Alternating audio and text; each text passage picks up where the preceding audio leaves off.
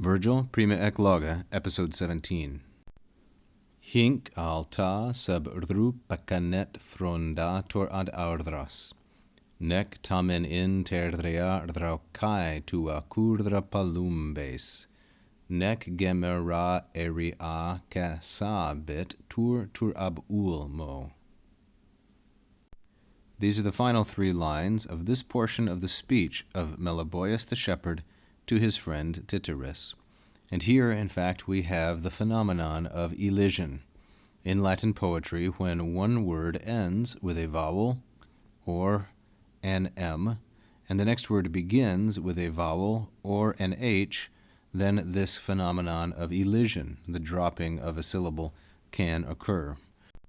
So one can see that there are really 4 instances in which this phenomenon can be seen: vowel to vowel, M to H, vowel to H, or M to vowel.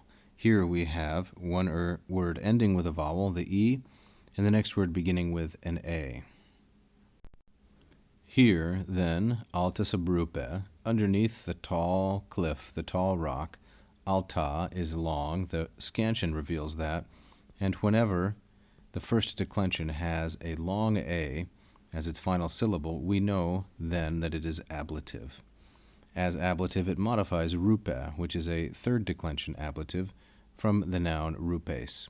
So here underneath the tall cliff, the frondator.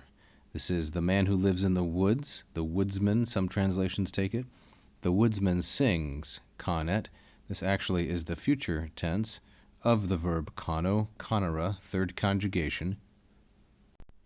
And thus the presence of the E on the ending means that it's future. Here underneath the lofty cliff, the woodsman will sing to the breezes ad auras. Nor, however, we have 2 necks here, neck and neck. Nor, however, in the meanwhile, shall the raucae palumbes, the raucous, the loud-sounding palumbes, these are wood pigeons, a picture of which I have included here, a pigeon that lives in the forest, nor shall the wood pigeons, and they are mentioned as tuacura.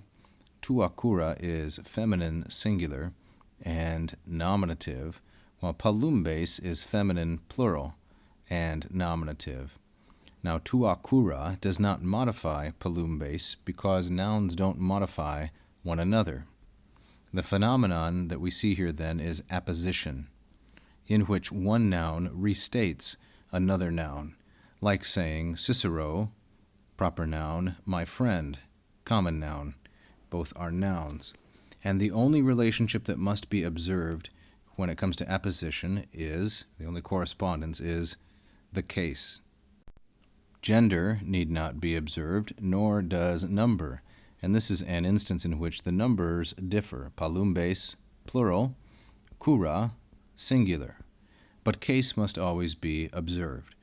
So, nor meanwhile, however, shall the raucae palumbes, the cacophonous wood pigeons, who are your concern, tuacura, your anxiety, neither will they casabit, will they stop or will they cease to do what? Gemere, to groan. This is a 3rd conjugation, verb gemo, gemera. It means to groan or to make a sound. We might translate it here as coo, because that's clearly what wood pigeons do. They won't stop cooing, nor shall the turtur.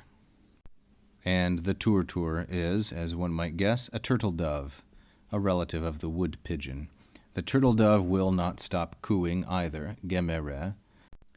Aeria ab ulmo, from the lofty elm tree.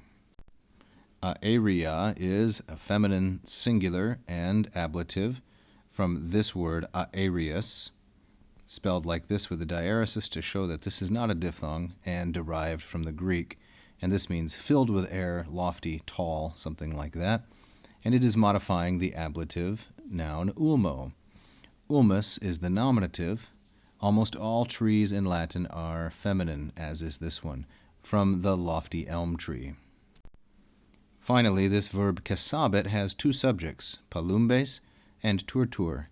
Typically, verbs with compound subjects are plural, but this one is singular since the poet can opt for a singular with respect to, or with an eye to, the nearest subject, and its number, which is singular.